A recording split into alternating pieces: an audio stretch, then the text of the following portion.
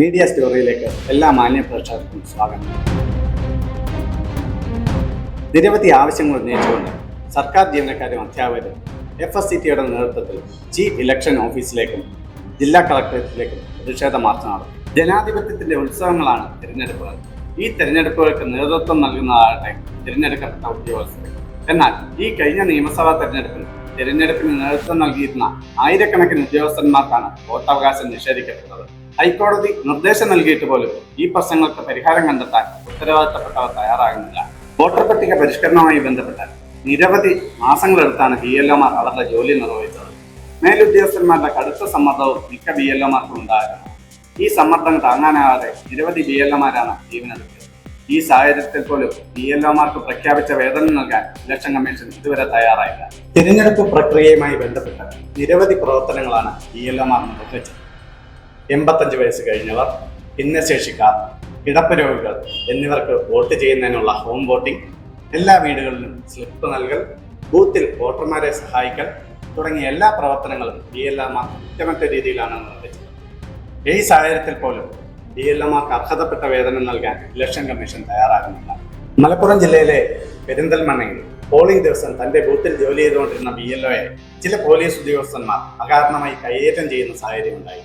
ഈ പോലീസ് ഉദ്യോഗസ്ഥർക്കെതിരെ നിയമ നടപടികൾ സ്വീകരിക്കുന്നതിന് അധികാരികൾ തയ്യാറാവേണ്ടത്. തിരഞ്ഞെടുപ്പ് ഡ്യൂട്ടിയുള്ള ഉദ്യോഗസ്ഥന്മാർക്ക് മുൻകാലങ്ങളിൽ പോസ്റ്റൽ ബാലറ്റ് വീട്ടിൽ കൃത്യമായി വരികയായിരുന്നു ചെയ്തിരുന്നത്. എന്നാൽ ഇലക്ഷൻ കമ്മീഷന്റെ തെറ്റായ തീരുമാനപ്രകാരം ഈ പ്രവർത്തനങ്ങൾ അട്ടിമറിക്കപ്പെട്ടിരിക്കുകയാണ്. ഇതിനെതിരെ ശക്തമായ പ്രതിഷേധമാണ് ജീവനക്കാരിൽ നിന്നുണ്ടായത്.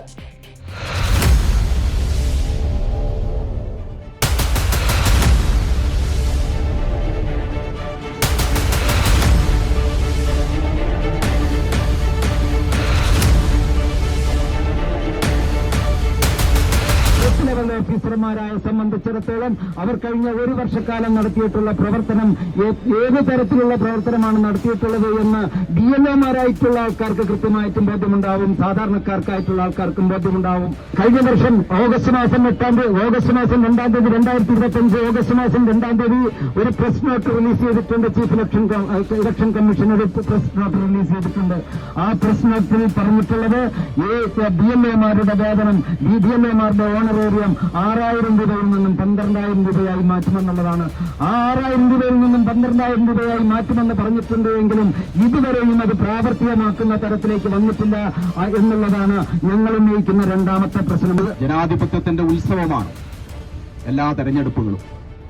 അങ്ങനെയാണ് കേരളത്തിലെ ജനങ്ങൾ ഇക്കാലം അത്രയും നോക്കിക്കണ്ടത്. ഏറെ സന്തോഷത്തോടുകൂടി, ഏറെ ആഹ്ലാദത്തോടുകൂടിയാണ് ഓരോ തെരഞ്ഞെടുപ്പ് ഡ്യൂട്ടിയും ഏറ്റെടുക്കാൻ വേണ്ടി കേരളത്തിലെ സർക്കാർ ജീവനക്കാർ മുന്നോട്ട് പോയത്. ഇലക്ഷൻ കമ്മീഷന്റെ ഒരു സർക്കുലർ കൊണ്ട് നടപ്പിലാക്കാൻ പറ്റുന്ന ഒന്നല്ല ജനാധിപത്യ പ്രക്രിയ എന്ന് ആദ്യമായി ബോധം വേണ്ടത് ഇലക്ഷൻ കമ്മീഷനാണ്. ഇലക്ഷൻ കമ്മീഷൻ ഒരു ഉത്തരവിട്ടാൽ നടപ്പിലാക്കാൻ കഴിയുന്നതല്ല ഏതൊരു തെരഞ്ഞെടുപ്പും. ആ തെരഞ്ഞെടുപ്പ് വിജയിപ്പിക്കുന്നത് അഹോരാത്രം പണിയെടുക്കുന്ന സർക്കാർ ജീവനക്കാരുടെ, അധ്യാപകരുടെയും അഹോരാത്രമായുള്ള ഇടപെടലിന്റെ ഭാഗമാണ്.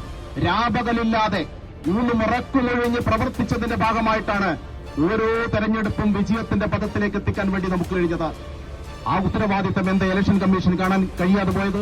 5 തവണയാണ് കേരളത്തിലെ ചീഫ് ഇലക്ടറൽ ഓഫീസുമായിട്ട് ചരിത്രത്തിലാദ്യമായി സർക്കാർ ജീവനക്കാരന്റെ, അധ്യാപകന്റെ, ഇലക്ഷൻ ഡ്യൂട്ടി എടുക്കുന്ന ജീവനക്കാരുടെ അവകാശങ്ങൾ സംരക്ഷിക്കാൻ വേണ്ടിയിട്ട്, വോട്ടവകാശം സംരക്ഷിക്കുന്നതിന് വേണ്ടി ചരിത്രത്തിലാദ്യമായി 5 തവണ ഓഫീസിലേക്ക് കയറിയിറങ്ങേണ്ട സാഹചര്യം ഉണ്ടാക്കിയത് ഈ തെറ്റായ നിലപാടിന്റെ ഭാഗമായിട്ടല്ലേ? കൂടുതൽ വാർത്തകളുമായി വീണ്ടും കാണാം.